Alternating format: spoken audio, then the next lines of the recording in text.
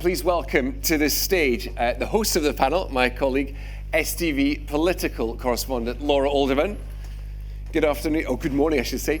Joining her as well, Murdo Fraser, MSP from the Scottish Conservatives. He's the Shadow Cabinet Secretary for Business. A round of applause please for Murdo. Choudhury, MBE MSP, Scottish Labour Shadow Minister for Culture, Europe and International Development. And of course, last but not least, Ben Macpherson, SNP MSP, who is joining the panel today as well. Thank you very much. Thank you all for being here today. Thank you to Chris. I still miss you as a desk buddy. You were the best. Thank you for being here, and thank you to Lead Scotland for hosting this event. Thank you to my panel as well. It's nice to see you outside of the Holyrood bubble for a change. Now, I'll get cracking because there's one thing I know, it's politicians and journalists love to talk, but there will be space at the end for your questions, so please do send them on the Slido app as well. First of all, organisers of the Edinburgh International Festivals this month warned the Scottish Government must halt what they're calling the chronic underinvestment in Scotland's art and culture provision. Otherwise, arts workers will lose their jobs and countless positive impacts of that will be lost. As of course, the general election looms ever closer, what are your priorities for the Scottish creative industries and how do you plan to support them? We'll come to you first, Murdo. Thanks, Laura. I mean, there is a huge concern right across the arts sector. I met some people from the festival last week. Increasingly, they're having to look for external support from business. They've always done that, but that's become more and more of an issue. And of course, with budgets being tight, even in business, that's becoming more of a challenge. And the festivals in Edinburgh are a huge success for the city, but we've got to recognise that art spending right across Scotland is really important. And that's being really heavily squeezed. Creative Scotland, which does a lot of this funding, has had its budget, I think, frozen this year, which means in real terms it's a cut. They've announced they're cutting back on a lot of the support for local festivals. I saw yesterday, I think the Lammermuir Festival just announced they're not going ahead because they can't afford it, and they reckon 1 in 3 of the current events and organisations funded by Creative Scotland are at risk of folding because there's not enough cash. Now, we know money's tight, but we also know that spending on the arts as a multiplier does create jobs. It brings people in. We see that in Edinburgh, but more importantly, we see that in all other parts of the country where local festivals, book festivals, cultural events are a way of bringing in visitors, encouraging spend. So I think it's false economy to be cutting spending on the arts in the way we're currently doing, because we're going to end up with an economy that's failing. And already, the Scottish economy is struggling, even compared to the UK economy and other economies in the Western world, all of which are struggling. The Scottish economy is underperforming. And we're only going to perform better if we're prepared to make a bit of government investment to support the arts culture. So what would you do if you were in power then? Well, I need to make sure that there's proper funding support. And some of it's about trying to lever more money in from the private sector, but that base of support for Creative Scotland needs to be at least maintained in real terms. And Faisal, yourself, what would you say to that? I think last few months, Edinburgh had quite a lot of festival events, and I have been lucky enough to visit quite a lot of events and speak to actors, performers, and presenters. And it is, we need to invest more. It's not looking good for us that the centres are closing, theatres are closing. I do feel that we're not supporting them enough. We need to give more support. We need to start working with children from school. We need to bring in artists from our school. We need to invest more money with, because we need to start music lessons in the school. So we need to create our own artists. And I do feel that we need to invest more. We need to give priority to the creative industry. We need to promote Scotland as a brand. Fantastic. And Ben, of course, your party pulls the strings in a lot of this. What's your view on it? Thank you, and thank you for the invite just this week. Just for a bit of context, I used to be a culture minister and represent Edinburgh, Northern and Leith in the Scottish Parliament, which of course is one of the creative hubs here in the capital, and also father ran a design consultancy. So appreciation for creativity and design and your industry is something I take very seriously. The wider challenge I think we face is appreciation for the creative sector more generally, within the political sphere, within the public discourse. And there's not enough awareness, I don't think, more widely in our society about not just the cultural and social contribution of the creative sector, but also the economic impact, the multiplier effect that others have spoken about.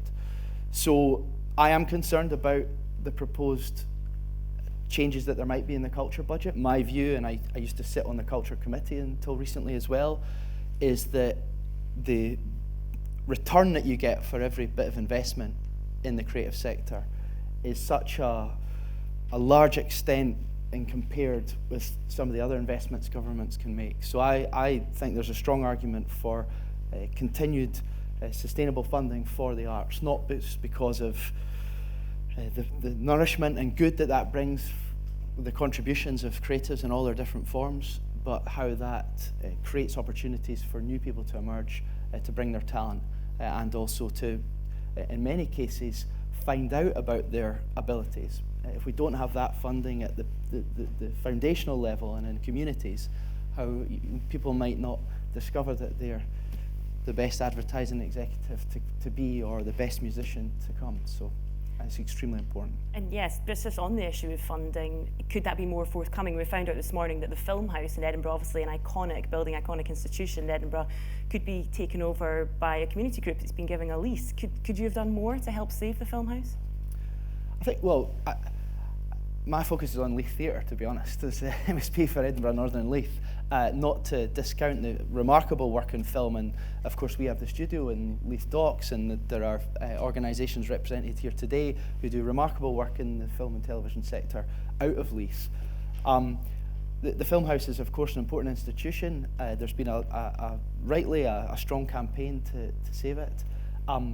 But I think the fact that the community is engaged, both the artistic and creative community and the local community of Edinburgh, shows what we need in terms of getting the best out of our artistic institutions, and also the best return on investment. And yes, government absolutely has a role to play. I mean, for example, the King's Theatre, the government has stepped up. There's only one government that didn't step up in that scenario, and that was UK government, unfortunately.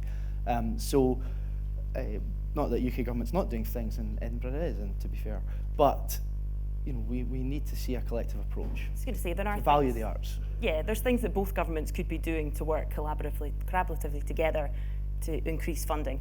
As we heard earlier this morning from the AA, the latest findings on advertising talent show the number of people employed in Scotland in advertising has declined, while employment in other parts of the UK has increased, especially London and Manchester. Jobs in Scottish advertising agencies, we saw this morning, have fallen from 4,500 in 2015 to just 3,000 in 2021. How will and how can political leaders support the mission to attract and crucially retain talent here in Scotland's creative industry? Murdo. So I was really surprised by those figures, actually, and quite worried by them. And it's the first time I'd seen them, so I'd be really interested to try and understand better what's driven that. You know, the fact that, you know, somewhere like the northwest of England, where you think economically quite similar to Scotland, they've seen quite a dramatic increase.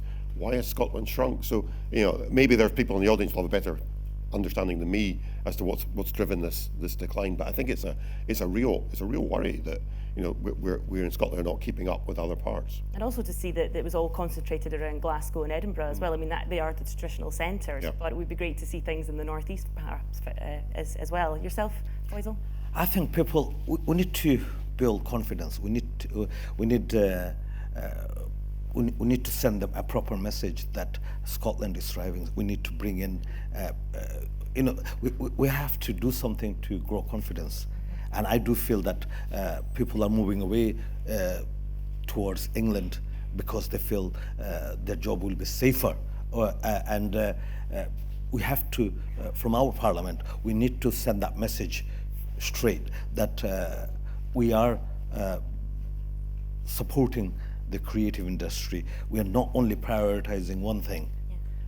We have to get our priorities right. And at the moment, I do feel that we don't have our priorities right. We are not concentrating what we should be concentrating. And even this morning, when I saw the headlines that universities have food banks, this sort of things doesn't send a good message out.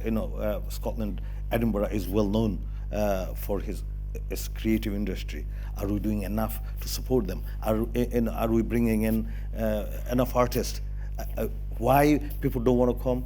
Maybe we're not giving the right message. And crucially, the people that do come, keeping them here. Ben, what more could be done? Those figures surprise me as well, and I would be interested to see any further analysis of them in terms of considerations around remote working and any determinant factors as to why why those numbers have decreased. Of course, as was articulated earlier, there is very good business and collaboration between those centres, London, the northwest of England rather, and Scotland. So how are people moving? Are people actually physically relocating? We need to understand more. What I would say is it's always going to be extremely challenging when you've got a huge and dynamic and wonderful city with an extraordinary creative sector just a few hundred miles away in London. So the fact that we can feed off that, but also people have opportunities, and of course a lot of people, as they do in many parts of our economy, they'll go and do some time in London and then come back to Scotland. So I think there's more we need to understand about those numbers. Yeah, absolutely, and I'm sure people here in the audience today will have lots of suggestions on how we can do that. And we know that advertising and the marketing industry in Scotland is vital to promoting its world-leading sectors, like whisky exports, for example. The past year saw the Scottish Government's consultation into restrictions on alcohol advertising being taken back to the drawing board, as the First Minister said. How do you see yourself working with industry on these key issues? So in terms of regulation, are you pro-intervention or would you be pro-partnerships, Murdo? Okay, so I declare an interest. So I'm a convener of the cross-party group on Scotch whisky, so I was quite involved in all this. And I mean, what was originally being suggested in the consultation just would have been absolutely draconian as far as the industry was concerned. The intentions behind it perhaps were good too. Yeah, well, they were, but I mean, at the extreme, it would have meant that you could have had no, branded materials. Mm-hmm. Even staff in pubs couldn't have worn branded materials. You couldn't have had beer mats with names of drinks on them. Distilleries would have had to cover up all their signage, and it was just absurd. The Johnny Walker experience on Princes Street had to black out his windows. It was absurd, and I remember raising a question in Parliament with this to Nicola Sturgeon when she was First Minister, and to be fair, she said, no, we're not intending to do this. And then Hamza Yusuf, when he came in, also said, we're not going to go down that route. I think the problem with this is we know we've got a really serious issue with alcohol. We saw the figures recently for excess deaths from alcohol abuse. So we have a problem with quite a small group of very serious drinkers. And it's very easy when you see a figure like that, people saying politicians are guilty of this too, saying something must be done. We need to solve this problem. What can we do? Oh, let's clamp down on alcohol advertising. And I think before we do that, we've got to try and establish, what is the causal link between alcohol promotions and people dying from excessive alcohol use? Is there a link at all? Are alcohol promotions causing that? And I'm not sure we can talk about restrictions on alcohol promotions until we've established whether that link even exists. So that work needs to be done first, and I don't think it's been done. Faisal? Coming from a business background, I've always been a believer of advertising, and advertising do work. But I think listening to our speakers earlier, I do feel that there's got to be a strategy. There's got to be honest publicity. And I think we have to listen to people. We have to work in partnership with businesses as well. And there's got to be, consultation with businesses and the advertisers. And we have to work together. We cannot put a regulation and say you can do this or you cannot do this, because every business have their own ideas and every businessman will have their own ideas. So I think having a strategy, having regulation and honest marketing, honest advertisement will work. Fantastic. And then, you know, going back to the drawing board, the First Minister said, are we likely to see this come back, and when will we see it come back? Well, I can't speak for the First Minister, but what I will say is that I was pleased to see the positioning he took in terms of having a significant rethink on this. First of all, I come from a position that people in the advertising sector, like all parts of our society, generally want to make our country a better place and understand their social responsibility in that. And there needs to be a real focus on what policy making will really make an impact in terms of the problematic alcohol issues that we have in Scotland. And I think the advertising sector knows it has a part to play in that. And whether more regulation would actually make the sort of social impact that we want to see, I think is a question we need to seriously ask ourselves. I think as well that, you know, as you'll all know, as people in the sector, we have SMEs. The SME sector in Scotland is so important, and when SMEs are trying to break into markets, the ability for people to be able to discover those new products, new brands, is so important. And actually, if we're taking away opportunities for consumers to discover new local products, then that's something I don't think would be in any of our benefit. And just one follow-up question as well, specifically, what plans do you have to invest in the creative education of Scottish people, if you were First Minister, for example? Murdo? In creative education, goodness. I think if you look at, you know, well, first of all, from you know, the approaching it from the way of skills. So, you know, we have some excellent degree courses at universities. We've got the Conservatoire producing some, you know, excellent people, but that's not where creative education begins and ends, because we need more people doing, for example, apprenticeships, doing college courses in the skills that are needed. You know, not everybody's a performer. Yeah. You need technicians, you need people behind the scenes, and that's where I think we need to do more to make sure apprenticeships and things are available, and not just for young people, because, you know, sometimes we talk about apprenticeships and we think that's only 18-year-olds. You know, now people, you know, will change careers several times in life. So we can't be having age restrictions on people going into apprenticeships. It might be people who've done one career for 10 years and decide in their 30s they're going to change. So we need to make that open as well. Faisal? Yeah, I think, as Murdo said, we shouldn't just concentrate on academics. We need to concentrate more on students. We need to give back schools. Schools create artists, and politicians, and and business people. So we need to invest more with schools. So my priority would be bring back the drama classes to school, bring back the music lessons to school, and bring back the other sports activities back to school, and invest more money with kids, and not just to prioritize the academics. Yep. And say you want to become a doctor or an engineer. Of course, that is needed, but we do need other professionals too. I agree. Things like cutting free music tuition in schools here in Edinburgh was a really big talking point, and it was such a big campaign to bring them back, actually. So yes, clearly something that needs to stay in schools and nourish that from grassroots level. Ben, what would you suggest? Just culture and art enrich all our lives. It's one of the things that makes life worth living. So I think as much exposure as we can give people to the opportunities that there are, especially at the early parts of their career if they're changing careers. And, you know, local schools play a significant role in that, in terms of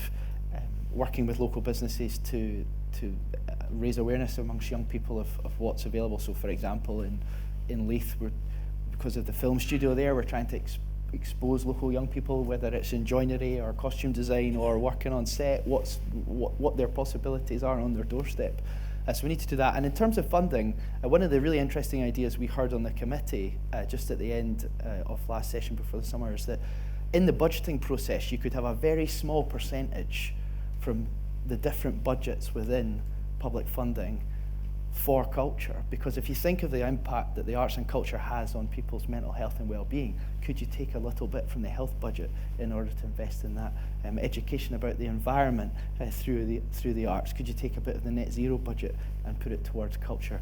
We could go through them all, and the benefits that culture brings on a multi-disciplinary level. Yeah, absolutely. In the studios in Leith that you mentioned, we've been there for STV News and covered it. It's fantastic. That's what's going on there.